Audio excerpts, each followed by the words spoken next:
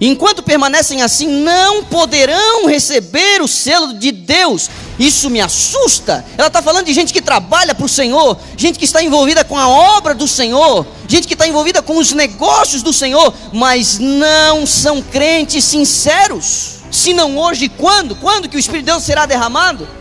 Temos refletido o caráter de quem? De Cristo ou do seu antagonista? E não se esconda atrás do seu pragmatismo, atrás do seu ativismo. Não se esconda atrás da sua função, atrás do seu paletó, do púlpito, ou da função que você ocupa, ou do trabalho que você exerce. Isso não vai te garantir nada. Me perdoe, eu não quero ser indelicado, mas tem coisas aqui de destinos eternos. Então não se esconda atrás disso. É terrível a cena de juízo. Quando Cristo diz: Senhor, em teu nome fizemos isso, isso, isso. Eu não te conheço. Tremendo isso. Mesmo um ministério efetivo e poderoso pode esconder uma vida não santificada. E aí eu coloco o efetivo e o poderoso entre aspas. Ninguém vai aguentar o tranco. Ninguém vai aguentar o tranco se não for selado pelo Espírito de Deus. Só entenda uma coisa.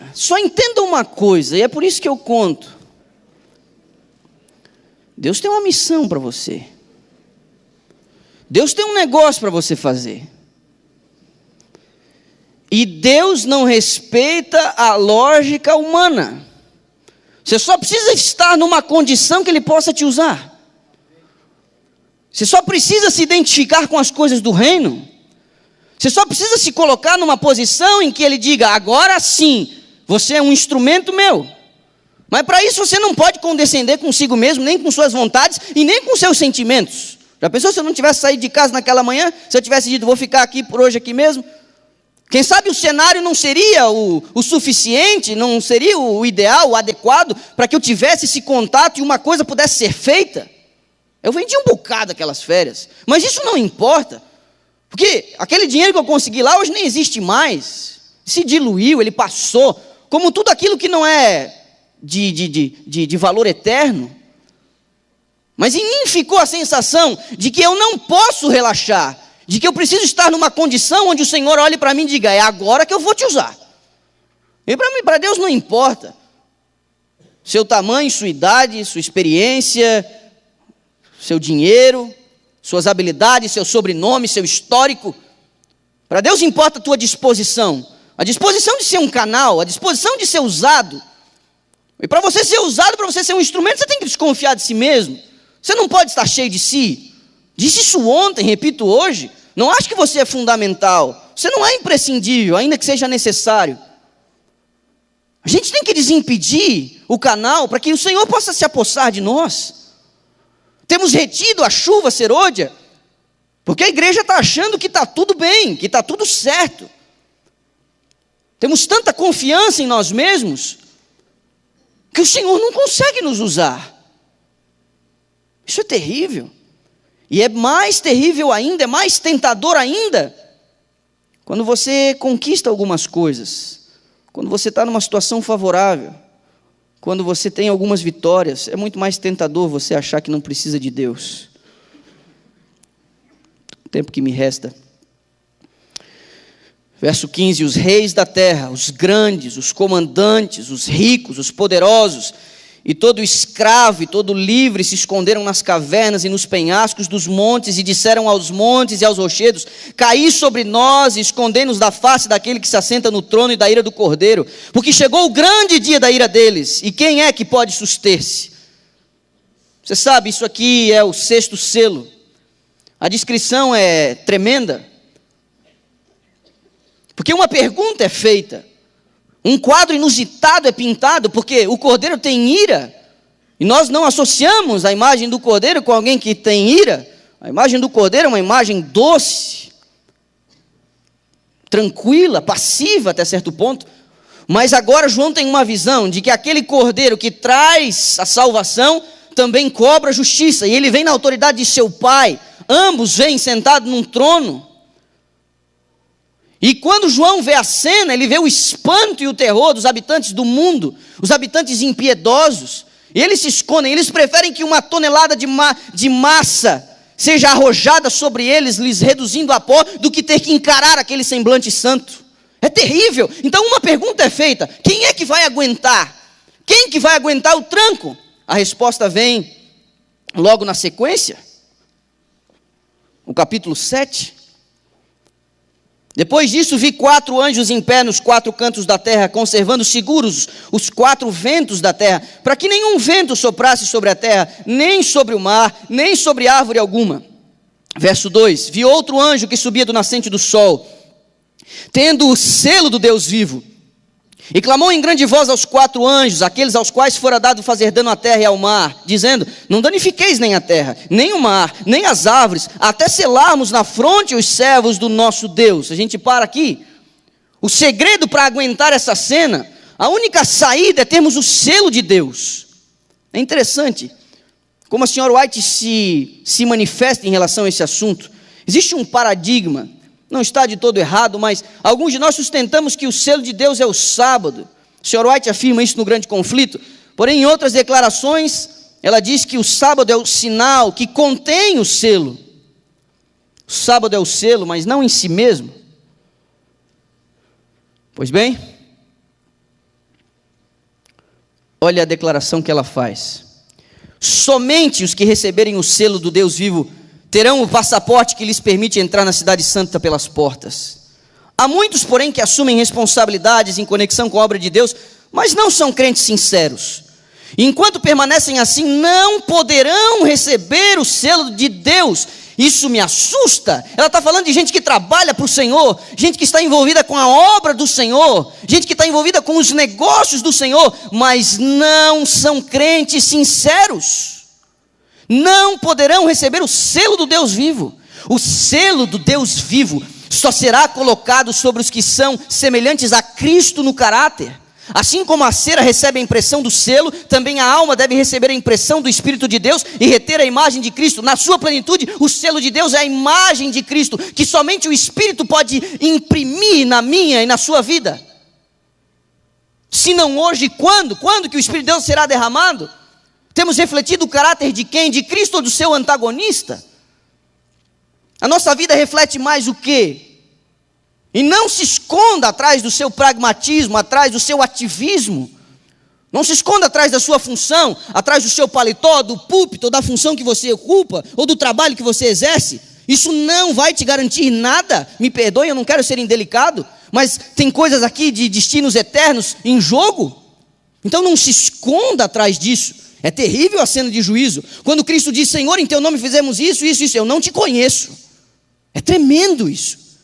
Mesmo um ministério efetivo e poderoso pode esconder uma vida não santificada. E aí eu coloco o efetivo e o poderoso entre aspas, porque o contexto ali é de milagres, é de expulsar demônios. Não te conheço. Nós não podemos nos fiar nas nossas conquistas, no nosso histórico, nas nossas habilidades.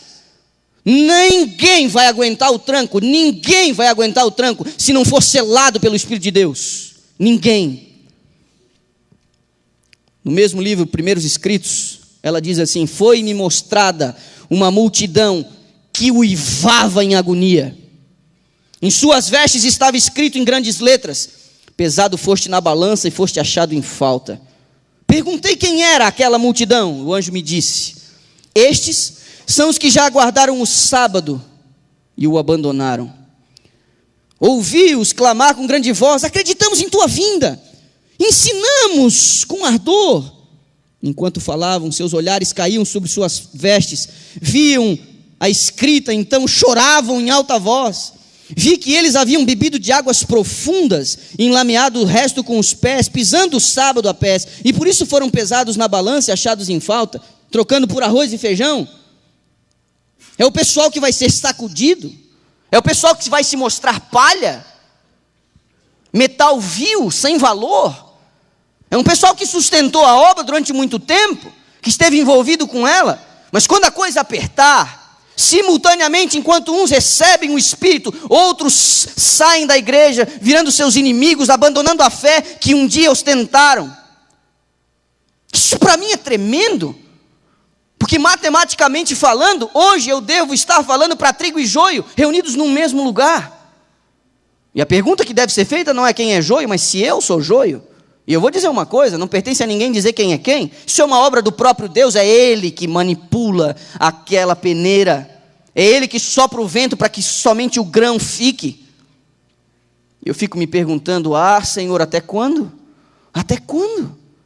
Sacudidura e chuva serôdia são simultâneas. Por isso muitos estranharão quando o Espírito de Deus cair sobre homens santos, os acusando de fanatismo, de extremismo. Por isso alguns não reconhecerão. Isso não te assusta? Isso faz as minhas pernas tremerem. Mas, observe no verso 4 do mesmo capítulo 7.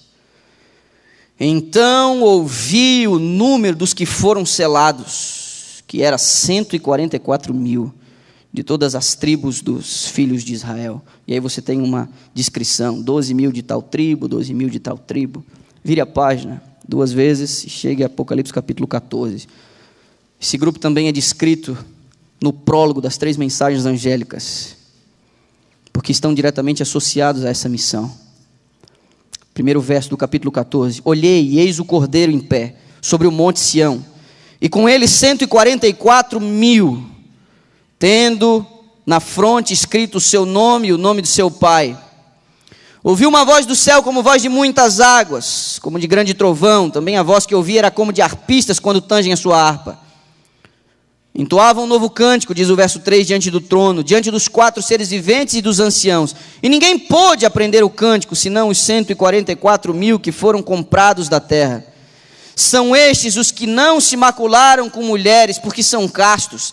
São eles os seguidores do Cordeiro por onde quer que vá. São os que foram redimidos dentre os homens, primícias para Deus e para o Cordeiro. E não se achou mentira na sua boca, e não tem eles mácula.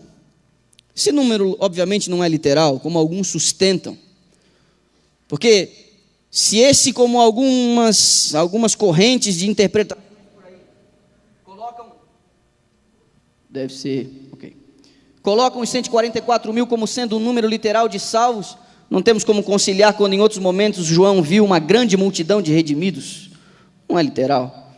Mas a numerologia bíblica é interessante, porque 12 tem que ver com singularidade, com distinção. E 144.000 é o resultado dos fatores 12 vezes 12 vezes 1.000. É uma coisa muito plena, é uma coisa muito especial, muito destacada. Eles são chamados de primícias no capítulo 14. E quando a gente vai ao Antigo Testamento, a gente descobre que havia uma festa. E que antes de se passar a foice, antes de se fazer a colheita, um ramo especial era tirado, uma porção especial era tirada, chamada de primícias. Tinha que ver com promessa de uma colheita abundante. Era uma porção consagrada, era para uso santo específico. Ou seja, a identidade dos 144.000 denota que Deus fará uma grande colheita. É um pessoal separado, é um grupo distinto, especial. Não é à toa que João descreve no capítulo 14 que eles vão cantar uma música que ninguém vai saber. A inspiração nos diz que é uma música de experiência. E ninguém pode cantar porque ninguém passou por aquilo que os 144.000 vão passar. Podemos crer, através da revelação, que os 144.000 são o grupo de vivos que vai receber a volta do Senhor Jesus. O grupo da última geração que não vai passar pela experiência da morte. Com estes, alguns da ressurreição especial.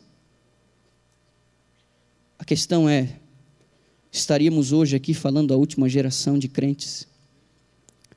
Estaríamos hoje falando para um grupo diferenciado? Deus trabalha, julga e se revela através das gerações. Seria esta a última? Estaríamos hoje aqui falando com bravos soldados que concluirão a obra do Senhor, passando pela experiência mais extraordinária de toda a história da redenção? Sim. Se historicamente a chuva temporã fez o que fez no primeiro século, imagino que Deus não vai fazer com a última geração. Se historicamente será serôdia, cada um tem a sua temporã e serôdia, mas na história, aquele povo agiu com muito poder, porque o Espírito lhes foi derramado. Você imagina o que Deus não fará com a última geração? Eles serão destacados para todo sempre. Serão perfilados no céu, num quadrado perfeito, diferente de todos os outros. Cantarão uma parte da música que ninguém vai poder cantar. Você já parou para pensar nisso? Você já parou para pensar quando todos os salvos de todas as eras, reunidos no lar celestial, entoarem o cântico? E vai chegar uma hora que somente um grupo vai poder cantar e o resto só vai ouvir. Você já parou para pensar que é uma mensagem musical eterna? Uma mensagem especial eterna? Ninguém vai poder abrir a boca porque é uma experiência deles. Passaram pelo tempo de angústia, passaram pela angústia de Jacó, viveram o drama depois do fechamento do Porta da Graça, lutando com Deus, já diante da face de um Senhor sem intercessor. Passarão por uma experiência extraordinária, porque essa angústia vai purificá-los dos resquícios, ainda que seu destino eterno já esteja selado. Passarão por um processo de burilação tão expressivo, que não pode ser comparado com nenhuma outra experiência do passado. Que coisa extraordinária! A pergunta é, como é que a gente tem vivido? Projetando o cumprimento da promessa para a próxima geração? Será que eu vou ter que dizer para o meu filho, desculpa, nós falhamos, assume o posto? Disse isso no início da semana. Isso já foi dito neste púlpito aqui que eu vi. Projete a volta de Cristo para daqui a 100 anos e você vai viver como se ele voltasse daqui a 100 anos. Se você o vê daqui a 10 anos voltando, você vai viver como se ele voltasse daqui a 10 anos. E Deus não marcou data porque deveríamos viver na iminência constante do retorno de Cristo. Estamos nos portando como uma última geração, como uma raça eleita especial. Repare o drama. Uma última descrição. Na iminência do fechamento da Porta da Graça, acontece um negócio lá no santuário celestial. Nós lemos a descrição no capítulo 7.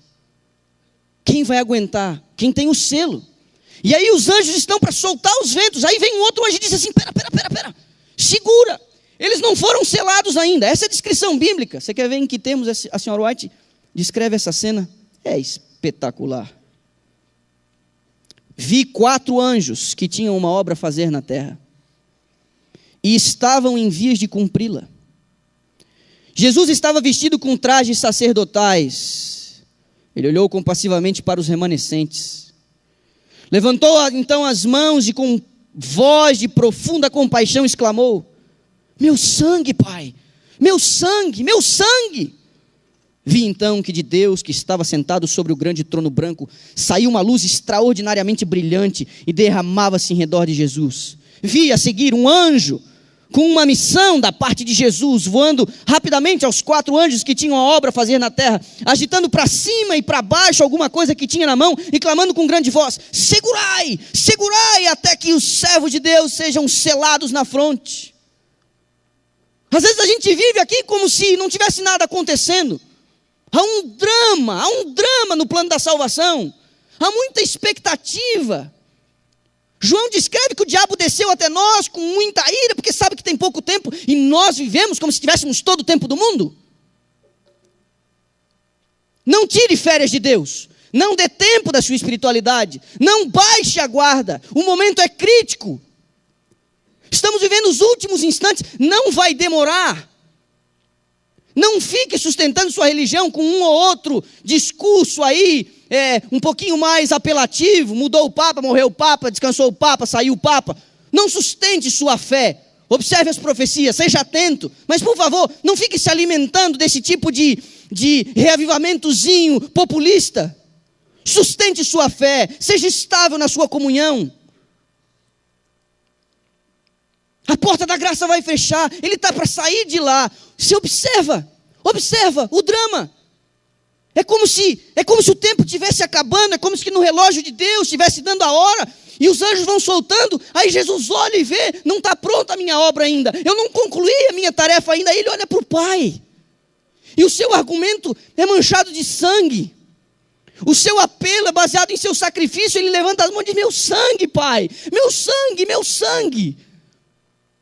Tudo isso está acontecendo e a gente Tem anseio por tua própria salvação. Tem anseio por tua alma.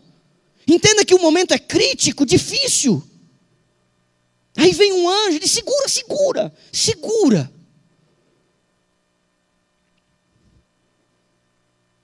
Vamos se aprumar, gente. Vamos se aprumar. Que seja em nossa geração. Que seja em nossos dias.